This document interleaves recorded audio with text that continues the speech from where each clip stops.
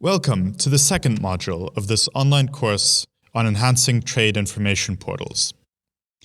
In the first module, we discussed the significant challenges faced by a TAP in collecting information from so many different regulatory agencies, and the need for a strong governance structure and process to ensure its quality and sustainability. In this module, we're going to focus on describing a roadmap which can guide the progressive improvement of an information portal. A recommended framework is also proposed, covering 9 factors which are critical for success, organized into 3 groups. These act as a checklist of items a TIP needs to improve in order to successfully move along that roadmap.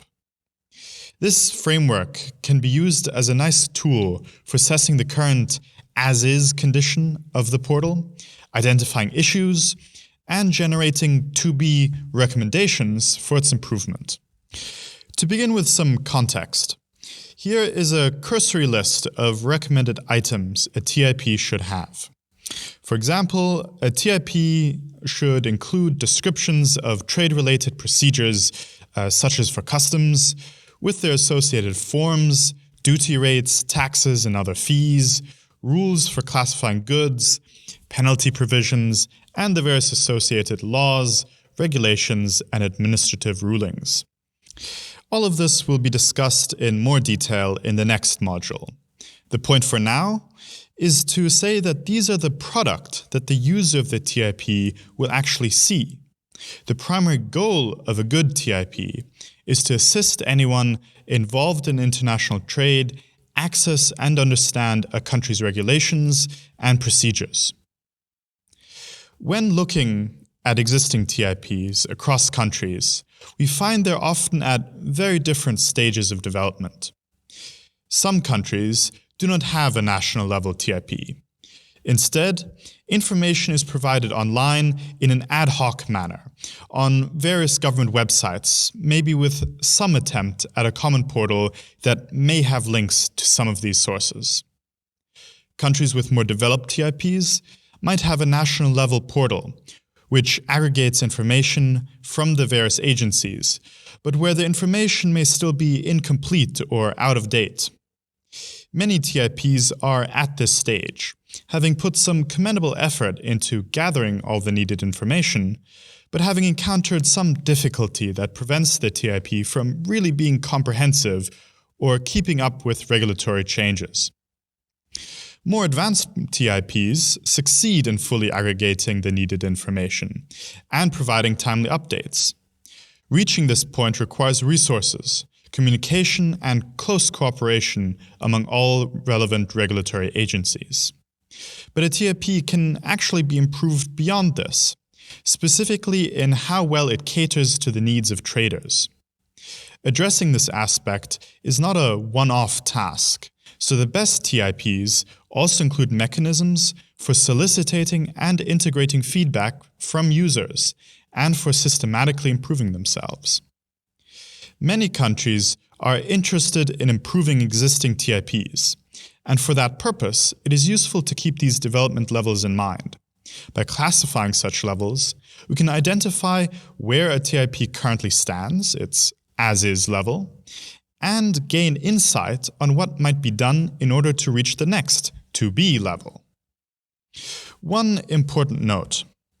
As you might notice in how we describe these development levels, TIPs are not one-off website development projects.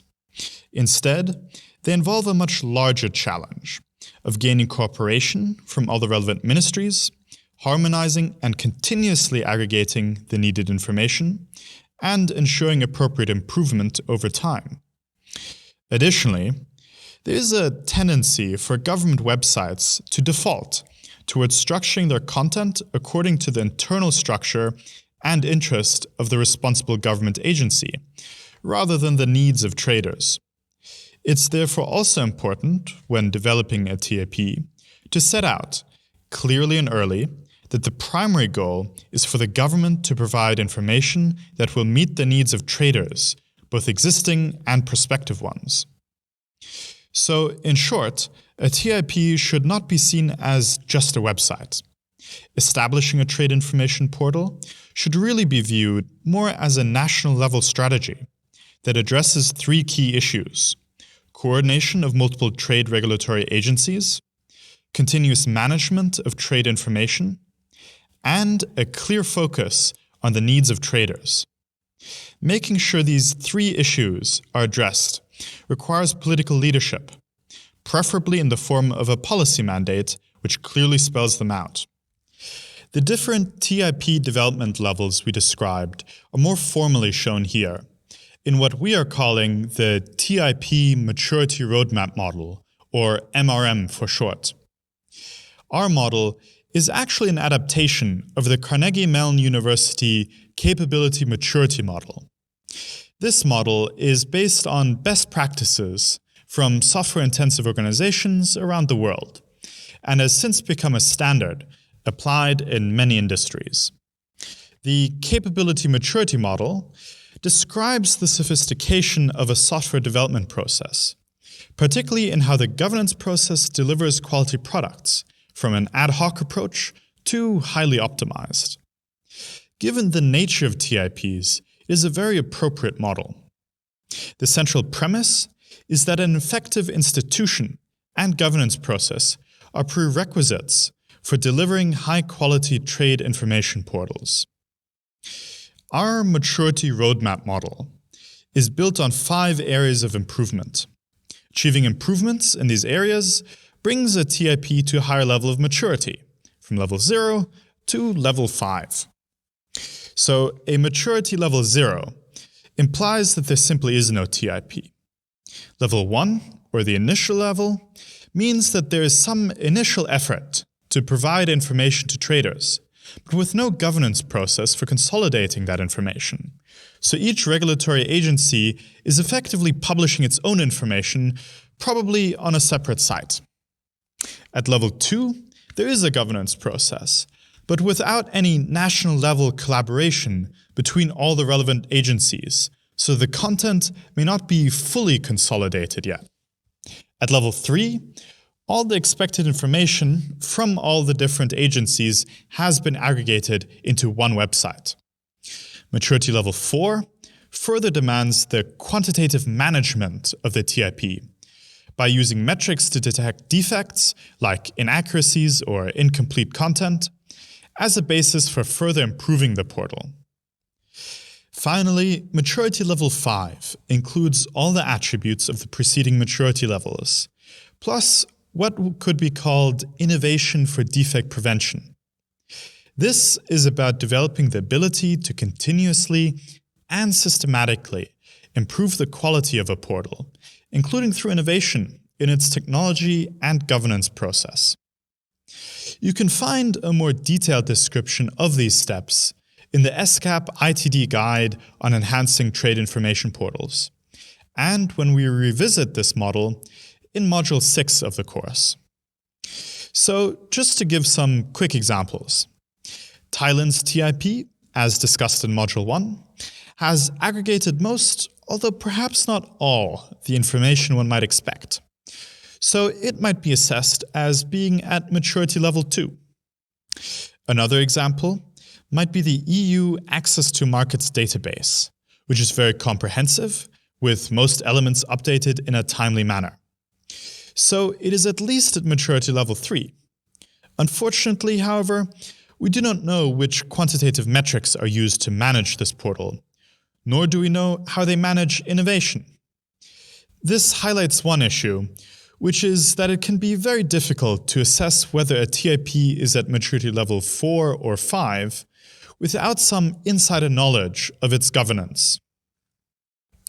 Also note that TIPs may include characteristics from a higher maturity level, but will generally not be classified as such until they meet all the criteria of the lower levels. Placing a TIP in this maturity roadmap model is very useful for assessing its current condition.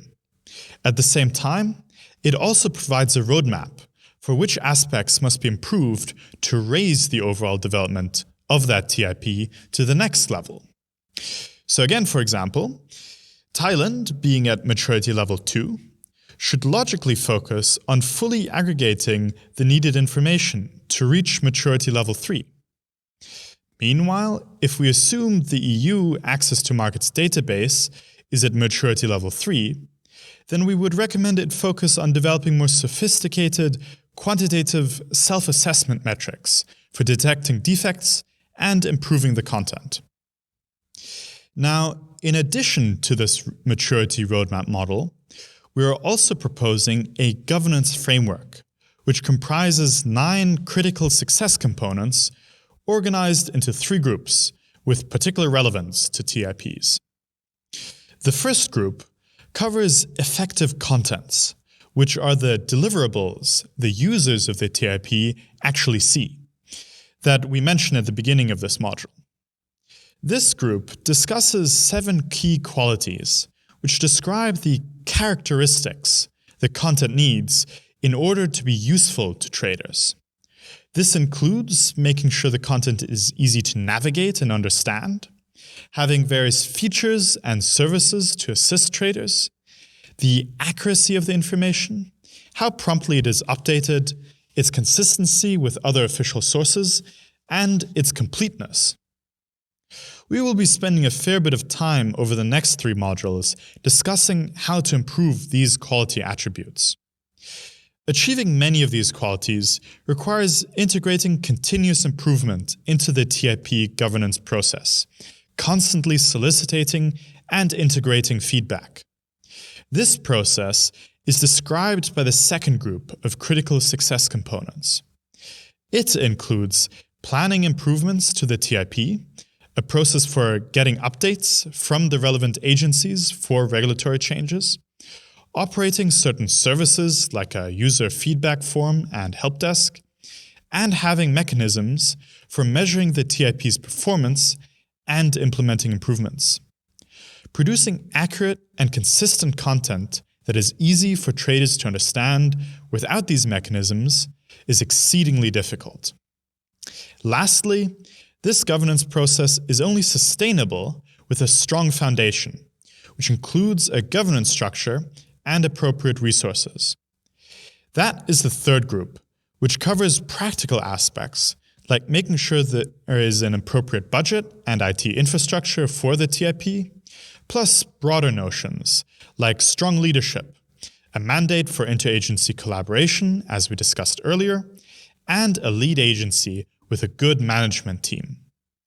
Without this foundation, it becomes very difficult to either fully aggregate all the needed information or sustain the TIP in the long run. That second group, a continuous improvement process, deserves some special attention. An effective TIP requires a governance structure which is not only capable of capturing the as-is condition of trade regulations, but is also capable of then identifying gaps and issues with its own presentation of that information. This can then lead to 2B recommendations and a mechanism for implementing those recommendations. This should form a system of continuous improvement, like what is described in the typical Plan, Do, Check, Act management model. In summary, this module has outlined the broad maturation path of a TIP, plus a governance framework with 9 critical success components, organized into 3 groups.